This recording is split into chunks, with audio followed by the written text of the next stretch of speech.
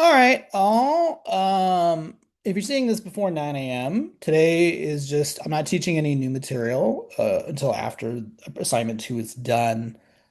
Today and the rest of this week and next week is all pretty much lab time to finish up the labs that I've been giving you and work on assignment two. Okay, so a reminder that the Flexbox lab is due, the layout for a travel website is due this coming Friday, as is the lab about CSS positioning, floating, icon fonts and external fonts. Okay. Also, that your wireframes are due this upcoming Friday. Okay. Reminder that wireframes are general layout of a website or, so the point of a wireframe is like, you're not focusing on colors or fonts or any of that good stuff. Instead, it's really purely about structure. It's, navigation goes here, splash image goes here, image, or whatever, however you want to structure your website. Okay. So you're not worried about colors or fonts. You're not worried about what images you're using yet or, what fonts you're using or any of that stuff. It's purely just about layout.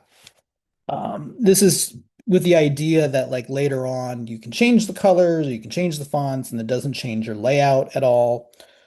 It also kind of helps you kind of look at things and be like, oh, okay, well, here's the student's, their example of their, wireframe. It's like, oh, well, here's one column, here's two columns, right? How would they do this? Well, you could use grids, you could use Flexbox. I could think of a couple ways to solve this particular layout problem or question. Here's a splash area where the content's kind of in the vertical center. This might be a good area for like Flexbox because that's kind of what Flexbox is strong for. Here's a two-column layout. Once again, it's like you could use grids or Flexbox, three columns, three columns. So, there's a lot of ways you could look at this and kind of like solve the problem. There's no right or wrong answer. It's kind of how you think, what your idea of the best solution is. All right, so this is also due Friday. So you have a couple things due Friday, so make sure those are done if you haven't finished those. Speaking of things for the assignment, um, I signed this before. I haven't talked about it much because I was kind of focusing more on the wireframes, but so not this Friday, but the following Friday, I want you guys to work on the style tile and the mockup. So at this point, we've talked about what a style tile is and what a mockup is. A style tile is essentially kind of like a swatch. It's a visual swatch for the website. We live in a time period where we're no longer in a situation where every website is exactly the same size because, remember that a web page fills the browser and browsers can be different sizes. I can have a browser that's wide like this, and I can have a browser that's thin like this. And it can be on different types of devices. So right now I'm on a laptop, but I could also be accessing this website from a tablet or a smartphone or a smart TV, all these different devices, right? So we don't really live in a world where you can be pixel perfect, so to speak. If you're the kind of person like you're anal retentive and you want every pixel accounted for, you're probably not going to like web design. I'm just going to be honest because you can't, there's too much. There's too many variables. You can't control every single pixel, not the way we used to. So instead of trying to control every pixel, we have just kind of a general kind of visual design where it's like, okay, these are the kind of fonts we would use in this project. This is what a heading would look like. This is what the body text would look like. If there's a caption, this is what a caption would look like. It's Times New Roman and it's 10 points and it's italic or whatever it is that you want it to be. You might define colors, you might even just not even talk about actual visual elements and just talk about describing words. When I work with clients, I try to not get too specific because, they don't know what like crimson is necessarily, but I'm just kind of like, what does this feel like? You know what I mean? What's the vibe, so to speak? Does it feel sophisticated? Does it feel simple? Does it feel relaxed or chill? And what that means visually can change over time. what was relaxed in the 90s as a visual design might be different in the 2000s and is different in 2010s, and you know what I mean? Visual ideas can evolve or change over time, but we still like it's like, okay, this is supposed to feel sophisticated. What in 2026 does sophisticated feel like in a visual design? You know what I mean? These are maybe photos you might see. So this person was doing like a coffee shop. So it's like, lots of browns, lots of muted colors, pictures of, food, beautiful photos of like latte art and things like that.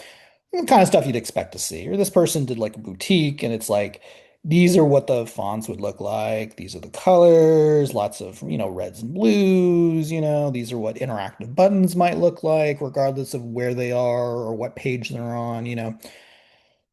So that's, a style tile.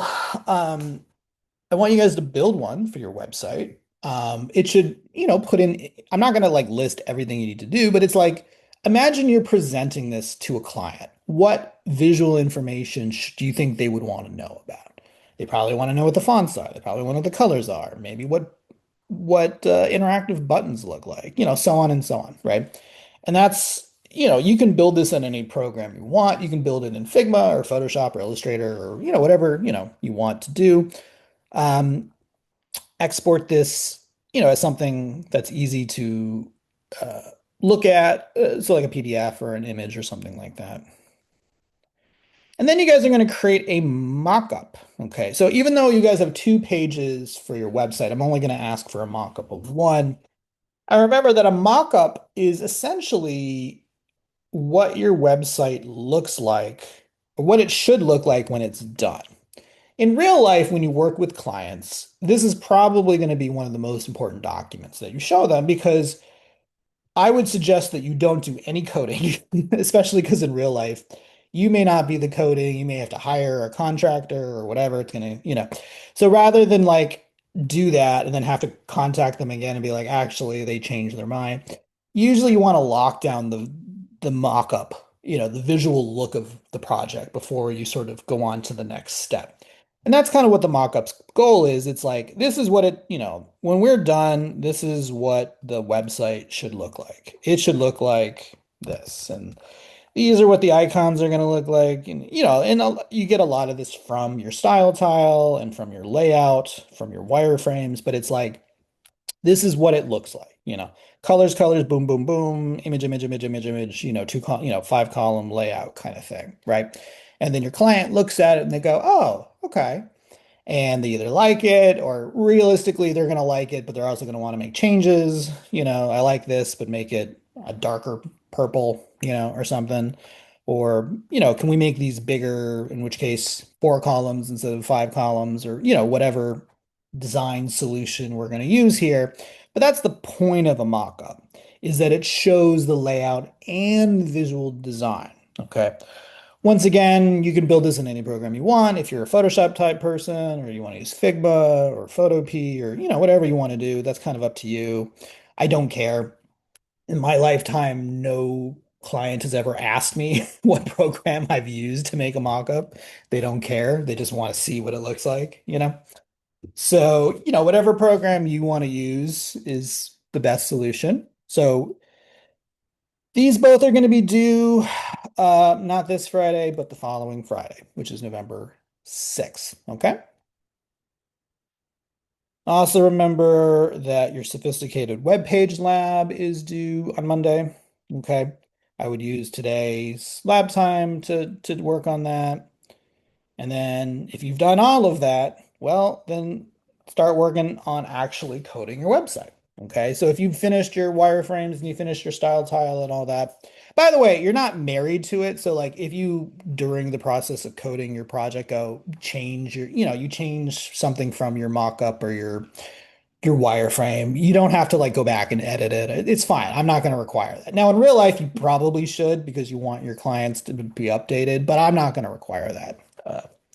That's not necessary in this particular case. But you guys are going to work on making your 2 page websites. Okay.